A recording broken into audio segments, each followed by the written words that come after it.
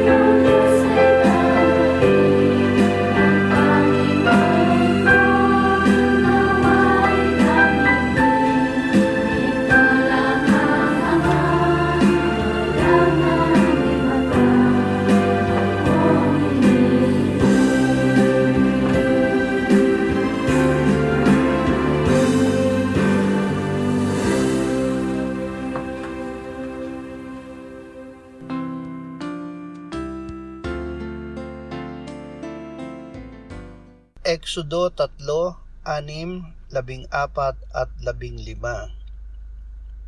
Sinabi ng Panginoon kay Moises, "Ako ang Diyos ng iyong ama, ang Diyos ni Abraham, ang Diyos ni Isaac, at ang Diyos ni Jacob." Si Moises ay nagtakip ng kanyang muka sapagkat siya'y natakot na tumingin sa Diyos. "Ako ay ang ako nga.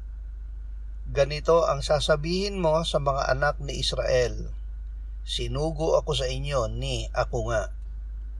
Sinugo ako sa inyo ng Panginoon, ang Diyos ng inyong mga ninuno, ang Diyos ni Abraham, ang Diyos ni Isaac, at ang Diyos ni Jacob.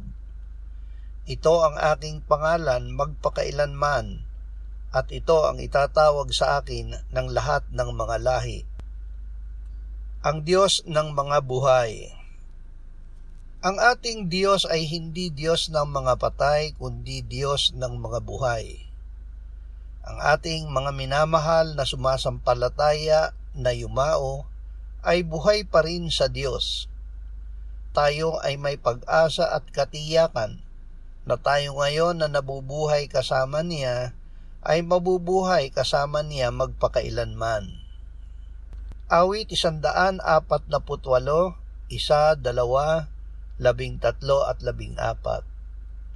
Purihin ang Panginoon. Purihin ang Panginoon mula sa kalangitan.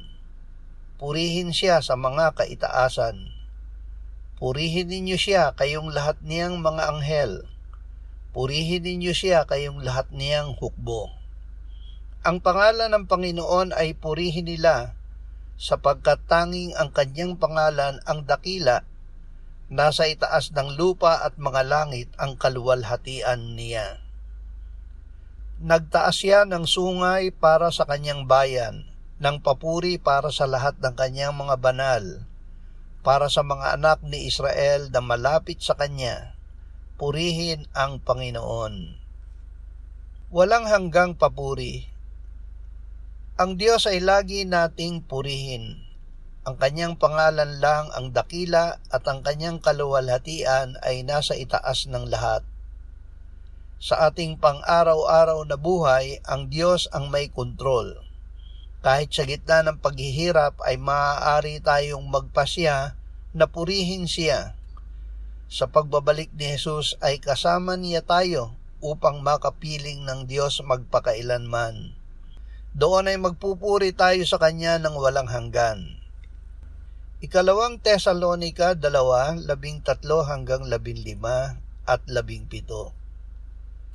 Kami ay dapat laging magpasalamat sa Diyos dahil sa inyo, mga kapatid na minamahal ng Panginoon, sapagkat hinirang kayo ng Diyos bilang unang bunga sa kaligtasan sa pamamagitan ng pagpapabanal ng Espiritu at pananampalataya sa katotohanan. Dito'y tinawag niya kayo sa pamamagitan ng aming Ebanghelyo upang magkamit ng kaluwalhatian ng ating Panginoong Hesukristo. Ngayon, ang ating Panginoong Hesukristo mismo at ang Diyos na ating Ama na umibig sa atin at nagbigay ng walang hanggang kaaliwan at mabuting pag-asa sa pamamagitan ng biyaya, ang umaliw sa inyong mga puso at patibayin kayo sa bawat mabuting gawa at salita. Hinirang ng Diyos. Tayo na sumampalataya sa Panginoong Hesukristo ay hinirang ng Diyos na maging unang bunga sa kaligtasan at maging banal. Sa pagbabalik ni Kristo ay makakamit natin ang kanyang kaluwalhatian. May mga mangyayaring masama bago dumating ang Panginoon, ngunit mamuhay tayo sa pananampalataya, sa biyaya at pag-asa ng Diyos. Ang Diyos ang aaliw at magbibigay sa atin ng lakas na makagawa ng bawat mabuting gawa at salita habang hinihintay natin ang pagbabalik ng Panginoong Hesukristo. Lucas 20:34-38. Sinabi sa kanila ni Jesus, "Ang mga anak ng panahong ito ay nag-aasawa at pinag-aasawa, subalit ang mga itinuturing na karapat-dapat makaabot sa panahong iyon at sa muling pagkabuhay mula sa mga patay ay hindi nag-aasawa o pinag-aasawa. Hindi na sila mamamatay pa, sapagkat katulad na sila ng mga anghel, at sila'y mga anak ng Diyos, palibhasa'y mga anak ng muling pagkabuhay. Subalit ang tungkol sa muling pagkabuhay ng mga patay ay ipinakita maging ni Moises sa kasaysayan tungkol sa mababang punong kahoy, na doon ay tinawag niya ang Panginoon na Diyos ni Abraham, Diyos ni Isaac, at Diyos ni Jacob. Ngunit siya'y hindi Diyos ng mga patay, kundi ng mga buhay, sapagkat sa Kanya silang lahat ay nabubuhay. Ang mga namatay ay muling mabubuhay. Huwag mag-alala ng labis sa makamundong bagay. Ihanda natin ang ating puso at isip sa kaharian ng Diyos na walang hanggan. Ituon natin ang ating isip sa pagkabuhay na maguli. Ang ating pag-asa at hinaharap ay nasa Diyos. Ang Diyos ay may kapangyarihang bumuhay. Ang ating mga mahal na sumampalataya ay buhay ngayon sa Diyos. Tayo ay magiging gaya nila sa pagbabalik ng Panginoong Hesus. Tayo ay mga anak ng Diyos at mga anak ng muling pagkabuhay. Pag-asa sa muling pagkabuhay. Ang Diyos ay buhay, makapangyarihan at tapat. Siya ang Diyos ng nakaraan, kasalukuyan at hinaharap, na nagbibigay sa atin ng pag-asa sa muling pagkabuhay at naghihikayat sa atin na purihin siya at mamuhay ng matatag sa kanyang kalooban.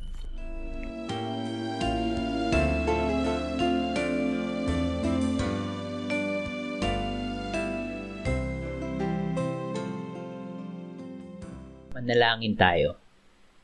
Panginoong Hesus, sinabi mo, malibang kainin ninyo ang laman ng anak ng tao at inumin ang kanyang dugo, kayo ay walang buhay sa inyo. Ang sino mang kumakain ng aking laman at umiinom ng aking dugo ay may buhay na walang hanggan, at akin siyang muling bubuhayin sa huling araw. Sapagkat ang aking laman ay tunay na pagkain at ang aking dugo ay tunay na inumin. Siya na kumakain ng aking laman at umiinom ng aking dugo ay nananahan sa akin at ako sa kanya.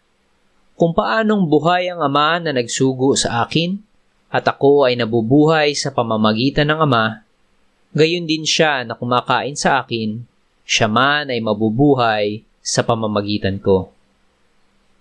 Panginoong Hesus, aming tagapagligtas, tinatanggap ka namin sa oras na ito bilang aming tinapay ng buhay. Tinatanggap namin ang iyong katawan na ipinako sa krus, namatay, inilibing, binuhay na muli, at iniakyat ng Ama sa kanyang kanan sa langit bilang aming tunay na pagkain. Tinatanggap namin ang iyong dugo na nabuhos sa ikapagpapatawad ng aming kasalanan bilang aming tunay na inumin.